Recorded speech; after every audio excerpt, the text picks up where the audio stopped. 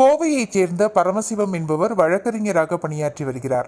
இவர் கோவை மதுக்கரை பகுதியில் அமைந்துள்ள தர்மலிங்கேஸ்வரர் திருக்கோவிலின் நிர்வாக குழுவில் ஒரு பிரிவினருக்கு சட்ட ஆலோசகராக இருந்து வந்துள்ளார்.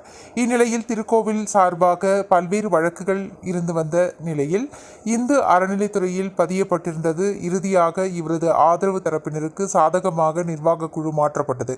இதனால் ஆத்திரமடைந்த மற்றொரு பிரிவினர் மயில்சாமி என்பவரிடம் பரமசிவம் தொலைபேசியில் உரையாடியதாகவும் அதில் ஒரு குறிப்பிட்ட சமூகத்தையும் சமூகத்தை சார்ந்தவர்களையும் இழிவாக பேசியதாக புகார் அளித்துள்ளனர்.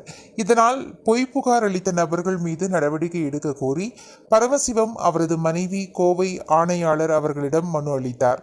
அதில் தன் கணவர் மற்றும் எதிர்த்தரப்பு பிரிவைச் சேர்ந்த மயில்சாமி தொலைபேசி உரையாடலை திரித்து ஒரு சமூகத்திற்கு எதிர்கருத்தாக பேசியதாக பொய் புகார் அளித்துள்ளனர். மேலும் அந்த உரையாடல் முழுமையாக இல்லை என்பதாலும் அதை தீர விசாரித்து பொய் புகார் அளித்து வருவோர் மீது நடவடிக்கை எடுக்க வேண்டும் என பரமசிவம் அவரது மனைவி தெரிவித்தார்.